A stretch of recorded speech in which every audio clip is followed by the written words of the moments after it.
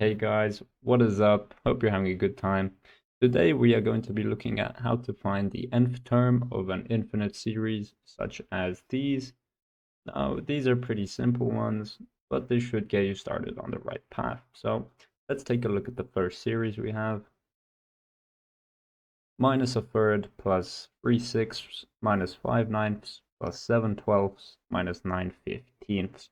So the real essence of finding the nth term of an infinite series is being able to recognize patterns. So we're going to take the top number right here, the top numbers right here, 1, 3, 5, 7, and 9. So what can you notice about these numbers? Well, you may notice that, well, it may be easier to replace what's missing. So we have a missing 2 here, a missing 4, a missing 6, and a missing 8. So as you can see, these are odd numbers, and the missing ones are even numbers. So how do you represent an odd number in terms of a general n? Well, it's easier to start with the general formula for an even number. An even number is a multiple of 2, so the formula for any even number is 2n. And as you can see, we have 2. How does 1 relate to 2? It's 2 minus 1. So the formula for odd numbers is 2n minus 1, and that is what is going to be going on top of our fraction here. Okay, let's look at the denominator of these. So we have a 3, 6, 9, 12, 15. And as you can see, this is a 3, this is a 6, 9, 12, 15. These are all multiples of 3. And if we take n to be starting at 1, n is 1, this is 1 times 3, this is 2 times 3, this is 3 times 3, so this just generalizes to 3n. So this is what's going to be going to the bottom of our fraction. And now the final piece of the formula is this alternating minus sign. So if we take n, 1, 2, 3, and we get the sign, we start with a minus, and then it goes plus, and then it goes minus again. So how do you get a minus when n is 1? Well, that's just minus 1 to the power of n to the power of 1. How do you get a plus from a minus? Well, that's minus 1 to the power of 2. And this actually continues for the rest of the series, where if n is an odd number, then minus 1 to the power of an odd number is minus 1, and minus 1 to the power of an even number is positive. So let's finish this off. So as you can see, this is just minus 1 to the power of n, which is our final piece, minus 1 to the power of n. So let's combine all of these. So we have 2n minus 1 on the top, and you write this using the summation symbol. We start at n equals 1, and we finish. It's an infinite series, so there's an infinity at the top. So we put our 2n minus 1 at the top, 2n minus 1. This is multiplied by the minus 1 to the n, and this is all divided by the bottom of the bottom of the fraction, 3n. So this is our series summarized in the nth term. Okay, let's go on to the second example. So with this example, we can evaluate the tops and the bottoms separately once again. So we start with the top, 3, 7, 11, 15. And then you want to look at the relationship between the terms. So how do you get from a 3 to a 7? This is, you add 4. How do you get from a 7 to an 11? You add 4. How do you get from an 11 to a 15? You add 4. So we know we need a plus 4 somewhere multiplied by something. Because, for example, a 3, you want to look at how many 4s are in the 3. So how many 4s are in a 3? Well, 1 times 4 gives you 4, but we want a 3. So you minus 1. Now you look at the 7. How many 4s go into a 7? Well, 2 times 4 is 8, but we want a 7, so minus 1. And using this, we can actually see there's a pattern here. If we start n equals 1, n equals 1, n equals 2, we get the general formula for the top of the fraction. So we get 4 times n minus 1. So this is the top of our fraction. Now let's look at the denominator here. 6, 12, 24, 48. As you may be able to notice, 12 is 6 doubled, 24 is 12 doubled, 48 is 24 doubled. And how do we get a doubling effect in a series? Well, it would be something multiplied by 2 to the power of something else.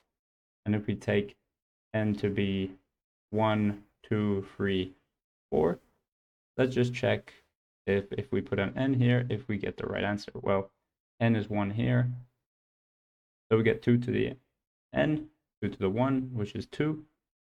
But we need a 6, so we need to multiply by 3. Now let's test if this formula holds up for the rest. So n is 2 in the next case. So 2 to the power of 2 is 4. 4 times 3 is 12. Okay, that works.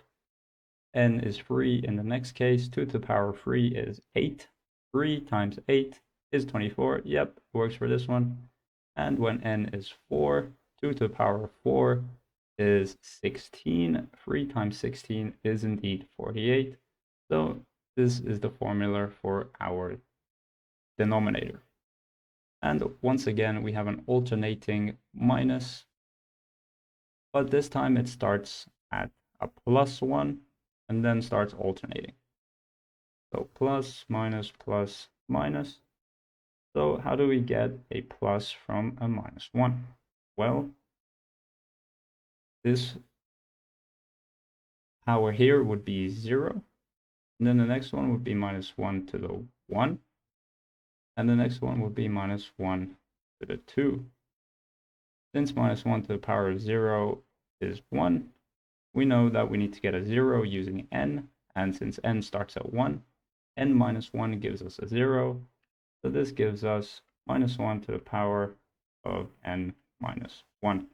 And now we just need to combine all of these using the summation symbol. N starts at 1, continues to infinity. We get the top of our fraction, which is 4n minus 1, times by the alternating -1 symbol, -1 times n to the -1, divided by the denominator, which is 3 times 2 to the n. Now, as a note, of course, depending on where you start n at, this formula can be different, but this is just one of the forms. So let's move on to the final example. So here we have a root 3 at the beginning, a root 4 at the beginning, root 5, root 6. So we can look at that separately, root 3, root 4, root 5, root 6. And as you see, this is just +1, +1, +1. But we need to start at 3, so when n is 1, 2, 3, 4, in order to get a 3, we need to add 2. So this is n plus 2, which gives us root n plus 2. So this is what goes in front of the arctan here. And now we evaluate what's in the parameters of the arctan, which is 2 over 5, 3 over 9, 4 over 13, and 5 over 17. And once again, in this example, you can evaluate the top and the bottom separately. So from this, let's look at the top. 2, 3, 4, 5. Once again, +1, +1, +1. So if n is 1, 2, 3, 4, in order to get 2, we need to add 1 to the n. So the general term for this is just n plus 1. And now let's look at the bottom.